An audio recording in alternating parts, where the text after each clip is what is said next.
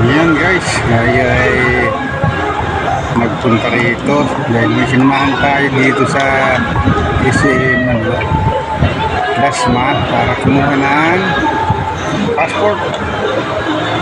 Yan, damiretso na ako sa pagbili ng sabit ng gitara. Yan, guitar string. Yan, dito tayo bumili. Yan. Medyo mahal ang bilihin nito na ganun sabit ng gitara. Kasi original to, pang ano talaga to, ginagamit sa mga combo talaga to. Ito yung binili natin. Pang electric guitar. Yan.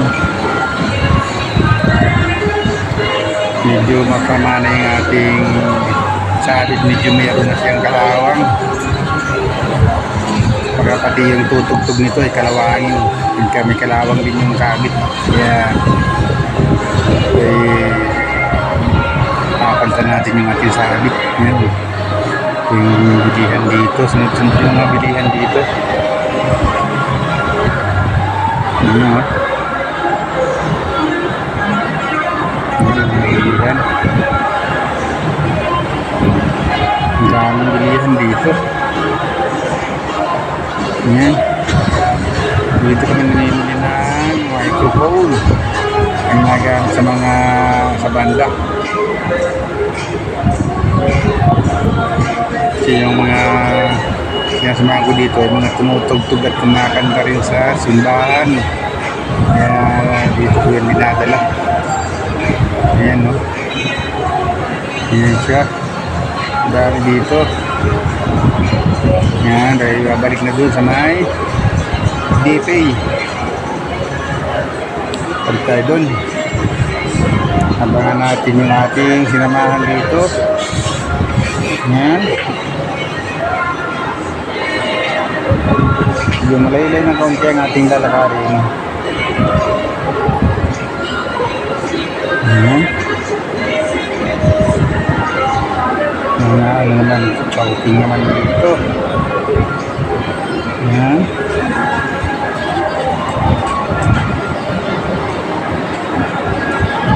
Ay babalik ng DPay. Yung dulo nito ay DPay. Department of Foreign Affairs. Yan. Medyo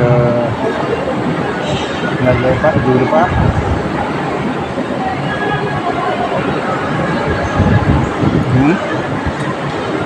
Yung dulong-dulo tayo. Pupunta. Habang hindi sinamahan ko sila, sinamantala kong bumili ng ating sabit ng gitara.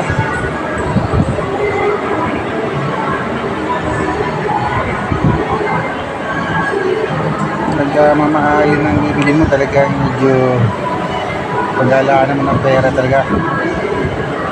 Nasa 700 ang isang set ng gandang klaseng sabit ng gitara.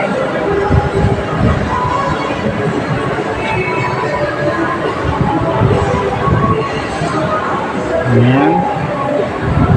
Medyo malapit na tayo doon sa ating inaabangan. Ayan.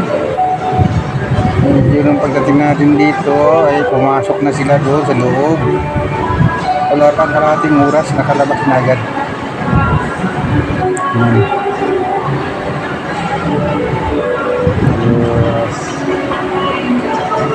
Malaylay din nilakad natin. Mahaba takitong isim na, no? Dasma, mahaba rin ito.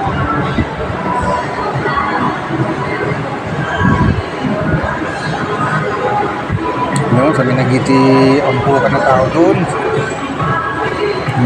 Doon sila pumapasok. Yan ang DPay.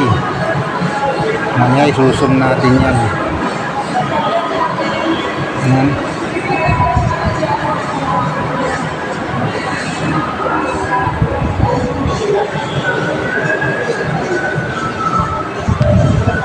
Ayaw niya tawag na mag-drive. Wala kang kanilang marunong mag-drive, kaya ako ang nag-drive. Yan ang D-Pay. Nandito natin, zoom natin yan. Zoom natin para makita yung D-Pay.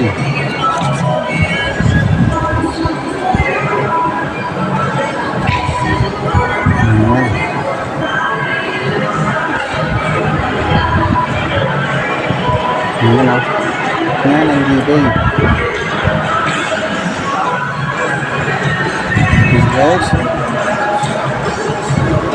Pagkatapos nito ay pupunta na tayo sa kainan dyan. Ito'y kakain naman sa 24 chicken ata yun yan. 24 chicken nga. Family friend. 24 chicken. Yan tayo kakain. Dito daw ang gusto nilang kainan. Kaya dito pa sila dinala. Yan. Hintay natin yung ating order. Yan guys. Matagal mag-ilay dito. Hindi ko napapakita yung pagkain lang. Hintayin lang natin dito yung ating order. Yan. Ay kayo magtakam-takam pa. Yan guys. Salamat sa panood. Thank you for watching.